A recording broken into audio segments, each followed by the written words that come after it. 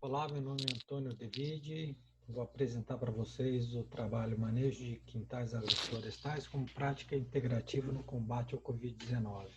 Esse trabalho foi desenvolvido em Pindamonhangaba durante a pandemia. Eu sou agrônomo, pesquisador do Polo Regional Vale do Paraíba e também cofundador da Rede Agroflorestal do Vale do Paraíba.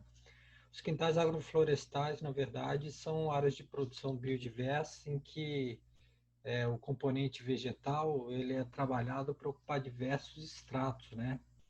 E o princípio básico é a consociação de espécies, né? E o manejo que a gente faz para melhorar a insolação em uma ou outra espécie, para sombrear mais ou menos uma espécie que tolera sombra, e podendo ter também o componente animal dentro desse sistema. O desafio para fazer esse trabalho foi em função da pandemia, né? A nossa linha de trabalho é a ciência cidadã ou pesquisa participativa, em que o objetivo é dialogar, né, com as pessoas, registrar experiências e, como resultado disso, coletivamente propor caminhos futuros, né? Ou seja, a gestão compartilhada das informações. Com a pandemia, a gente tem que fazer o isolamento, então nos dedicamos à etapa de identificar a experiência através de uma caminhada pela região e alguns atores locais que se dispuseram a conversar com a gente. O polígono que a gente tem de trabalho é esse, são 3 bairros de Pindamonhangaba, cortada pela estrada de ferro, situada entre a zona urbana, né, a mancha urbana, e a área agrícola, né? Então, é uma área de fronteira agrícola, né? Uma das coisas que a gente destaca é a abundância de recursos hídricos que o Vale do Paraíba tem. E se a gente trabalhar, por exemplo, os eixos de ligação dos recursos hídricos e da rede ferroviária em sistemas, em quintais agroflorestais, sistemas agroflorestais, ou que seja a arborização urbana, nós teríamos grandes corredores de fauna no município de Pindamonhangaba, pelo menos nesses três bairros, né?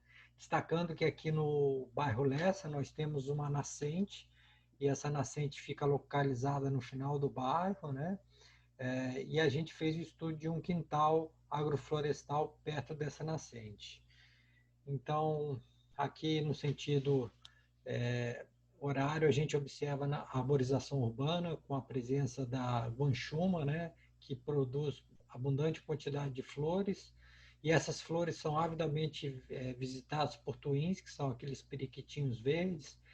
Encontramos nessa caminhada diversos terrenos abandonados ou com construções inacabadas, ocupados com agricultura. Aí na imagem a gente vê a mandioca plantada, a cultura da macaxeira. Entre o Leste e o Vila Rica, a gente viu uma área de mata ciliar sendo recuperada com quintais agroflorestais, é bem onde fica uma nascente, né?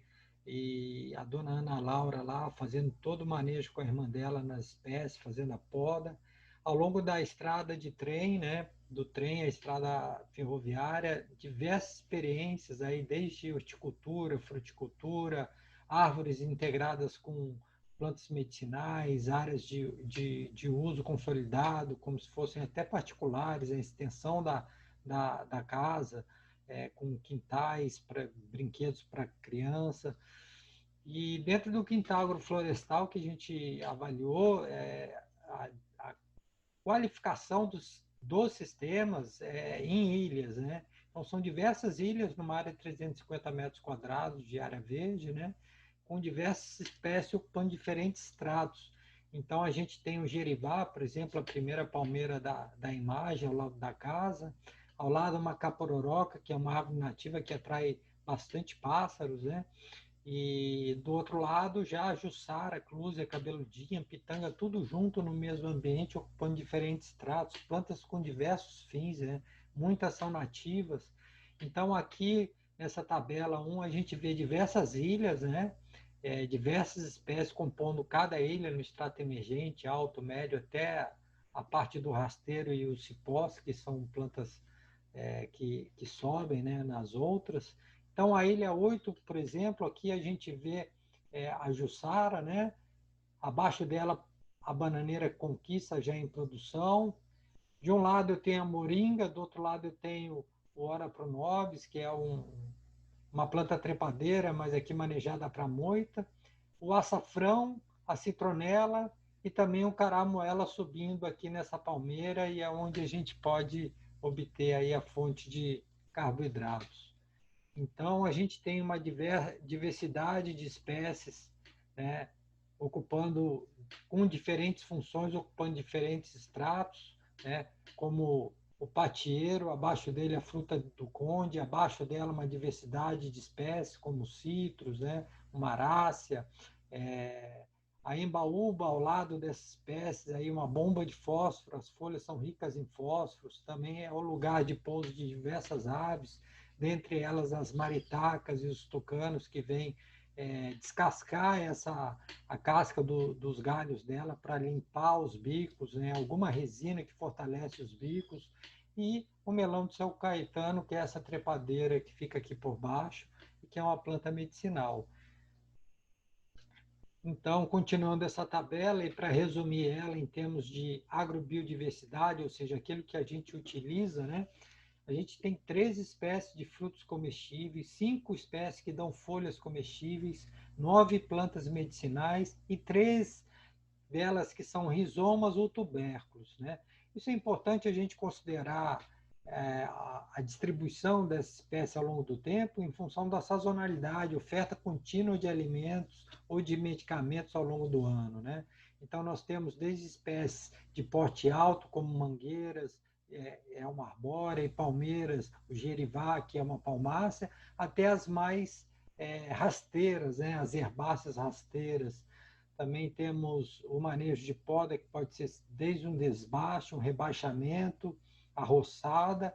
Temos espécies que fornecem diversos produtos, como foi falado, diversas formas de consumo, como cozido, picado, a castanha do amendoim amazônico, que pode ser torrada, né? E com diversas fontes, né? Que é a parte da segurança nutricional, desde carboidratos, minerais, proteínas, vitaminas, e muitas delas com antioxidantes. Aqui a gente tem mais uma outra ilha, né? O Gerivá, a Mangueira, e aqui a Jabuticabeira. Dentro da Jabuticabeira e da Mangueira, dentro que eu falo abaixo da copa, ou entremeada com ela, diversas orquídeas também compõem aí as plantas de uso.